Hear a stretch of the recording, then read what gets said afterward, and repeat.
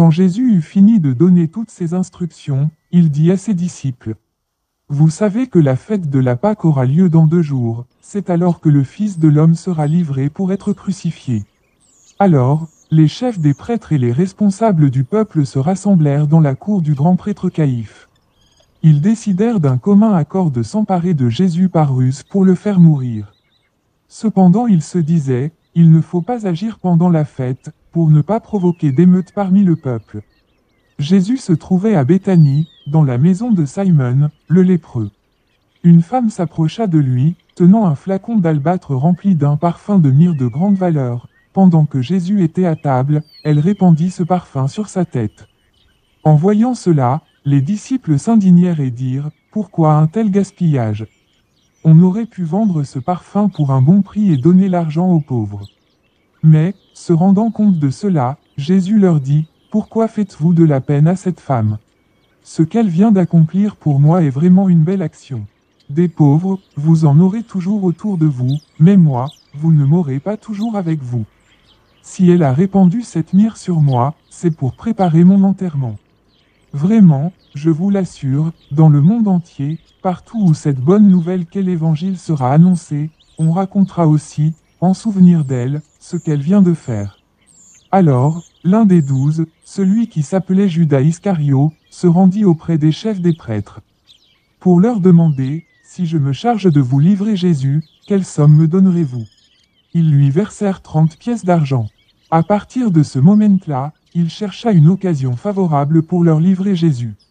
Le premier jour de la fête des pains sans levain, les disciples vinrent trouver Jésus pour lui demander: Où veux-tu que nous fassions les préparatifs pour le repas de la Pâque? Il leur répondit: Allez à la ville, chez un tel, et parlez-lui ainsi: Le maître te fait dire: Mon heure est arrivée, c'est chez toi que je prendrai le repas de la Pâque avec mes disciples. Les disciples se conformèrent aux ordres de Jésus et préparèrent le repas de la Pâque. Le soir, Jésus se mit à table avec les 12. Pendant qu'ils mangeaient, il dit: Vraiment, je vous l'assure, l'un de vous me trahira. Les disciples en furent consternés, ils se mirent, l'un après l'autre, à lui demander: Seigneur, ce n'est pas moi, n'est-ce pas? En réponse, il leur dit: C'est un qui a trempé son pain dans le plat avec moi, lui, il me trahira. Certes, le Fils de l'homme s'en va conformément à ce que les Écritures annoncent à son sujet, mais malheur à celui qui le trahit. Il aurait mieux valu pour lui n'être jamais né. À son tour, Judas, qui le trahissait, lui demanda: Maître, ce n'est pas moi, n'est-ce pas? Tu le dis toi-même, lui répondit Jésus. Au cours du repas, Jésus prit du pain puis, après avoir prononcé la prière de reconnaissance, il le partagea en morceaux, puis il les donna à ses disciples, en disant: Prenez, mangez, ceci est mon corps. Ensuite il prit une coupe et, après avoir remercié Dieu, il la leur donna en disant: Buvez-en tous. Ceci est mon sang, par lequel est scellée l'alliance, il va être versé pour beaucoup d'hommes, afin que leurs péchés soient pardonnés. Je vous le déclare, désormais, je ne boirai plus du fruit de la vigne jusqu'au jour où je boirai le vin nouveau avec vous dans le royaume de mon Père. Après cela, ils chantèrent les psaumes de la Pâque. Ensuite, ils sortirent pour se rendre au mont des Oliviers. Jésus leur dit alors: Cette nuit, ce qui m'arrivera vous ébranlera tous dans votre foi. En effet, il est écrit: Je frapperai le berger, et les brebis du troupeau seront dispersées. Néanmoins, quand je serai ressuscité, je vous précéderai en Galilée. Pierre prit la parole et lui dit: Même si tous les autres sont ébranlés à cause de ce qui t'arrivera, moi je ne le serai pas. Jésus reprit: Vraiment, je te l'assure, cette nuit même, avant que le coq ait chanté, tu m'auras renié 3 fois. Pierre réaffirma: Même s'il me fallait mourir avec toi, je ne te renierai pas point. Et tous les disciples dirent la même chose. Là-dessus, Jésus arriva avec eux en un lieu appelé Gethsémané. Il dit à ses disciples: Asseyez-vous ici pendant que je vais prier la basse. Il prit avec lui Pierre et les 2 fils de Zébédée. Il commença à être envahi d'une profonde tristesse, et l'angoisse le saisit. Alors il leur dit: Je suis accablé de tristesse, à en mourir, restez ici et veillez avec moi. Puis il fit quelques pas, se laissa tomber la face contre terre, et pria ainsi: Ô Père, si tu le veux, écarte de moi cette coupe. Toutefois, que les choses se passent, non pas comme moi je le veux, mais comme toi tu le veux. Ensuite, il revint auprès des disciples et les trouva endormis. Il dit à Pierre, ainsi, vous n'avez pas été capable de veiller une seule heure avec moi. Veillez et priez, pour ne pas céder à la tentation.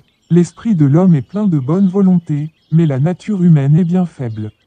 Puis il s'éloigna une deuxième fois, et se remit à prier en disant, Ô mon Père, s'il n'est pas possible que cette coupe me soit épargnée, s'il faut que je la boive, alors, que ta volonté soit faite. Il revint encore vers ses disciples et les trouva de nouveau endormis, car ils avaient tellement sommeil qu'ils n'arrivaient pas à garder les yeux ouverts. Il les laissa donc, et s'éloigna de nouveau. Pour la troisième fois, il pria en répétant les mêmes paroles. Lorsqu'il revint auprès de ses disciples, il leur dit, vous dormez encore et vous vous reposez. L'heure est venue où le Fils de l'homme est livré entre les mains des pécheurs. Levez-vous et allons-y, car celui qui me trahit est là. Il n'avait pas fini de parler que Judas, l'un des 12, survint, accompagné d'une troupe nombreuse armée d'épées et de gourdins. Cette troupe était envoyée par les chefs des prêtres et les responsables du peuple. Le traître avait convenu avec eux d'un signe en disant, « Celui que j'embrasserai, c'est lui, saisissez-vous de lui. » Aussitôt, il se dirigea vers Jésus et lui dit, « Bonsoir, maître. » Et il l'embrassa. « Mon ami, » lui dit Jésus, « ce que tu es venu faire ici, faille. » Alors les autres s'avancèrent et, mettant la main sur Jésus, ils se saisirent de lui. À ce moment, l'un des compagnons de Jésus porta la main à son épée, la dégaina, en frappa le serviteur du grand prêtre et lui emporta l'oreille. Jésus lui dit, « Remets ton épée à sa place, car tous ceux qui se serviront de l'épée mourront par l'épée. Pensais-tu donc que je ne pourrais pas faire appel à mon Père? À l'instant même, il enverrait des dizaines de milliers d'anges à mon secours. Mais alors, comment les Écritures, qui annoncent que tout doit se passer ainsi, s'accompliraient-elles? » Là-dessus, Jésus dit à la troupe, « Me prenez-vous pour un bandit, pour que vous soyez venus en force avec épée et gourdin afin de vous emparer de moi? J'étais assis chaque jour dans la cour du temple pour donner mon enseignement et vous ne m'avez pas arrêté. Mais tout ceci est arrivé pour que les écrits des prophètes s'accomplissent. » Alors tous les disciples l'abandonnèrent et prirent la fuite. Ceux qui avaient arrêté Jésus le conduisirent devant Caïphe, le grand prêtre, chez qui les spécialistes de la loi et les responsables du peuple s'étaient déjà rassemblés. Pierre le suivit à distance jusqu'au palais du grand prêtre et il entra dans la cour où il s'assit au milieu des gardes pour voir comme tout cela finirait. Les chefs des prêtres et le grand conseil au complet cherchaient un faux témoignage contre Jésus pour pouvoir le condamner à mort. Mais, bien qu'un bon nombre de faux témoins se soient présentés, ils ne parvenaient pas à trouver de motif valable. Finalement, il en vint tout de même deux, qui déclarèrent, « Cet homme a dit, je peux démolir le temple de Dieu et le rebâtir en 3 jours. » Alors le grand prêtre se leva et demanda à Jésus, « Tu n'as rien à répondre au témoignage qu'on vient de porter contre toi. » Jésus garda le silence. Alors le grand prêtre reprit en disant, « Je t'adjure, par le Dieu vivant, de nous déclarer si tu es le Messie, le Fils de Dieu. » Jésus lui répondit, « Tu l'as dit toi-même. De plus, je vous le déclare, à partir de maintenant, vous verrez le Fils de l'homme siéger à la droite du Tout-Puissant et venir en gloire sur les nuées du ciel. » À ces mots, le grand prêtre déchira ses vêtements en signe de consternation et s'écria, « Il vient de prononcer des paroles blasphématoires. Qu'avons-nous encore besoin de témoins? Vous venez vous-même d'entendre le blasphème. Quel est votre verdict? » Ils répondirent, « Il est passible de mort. » Alors, ils lui crachèrent au visage et le frappèrent, d'autres le giflèrent. En disant, « Eh, Messie, fais le prophète.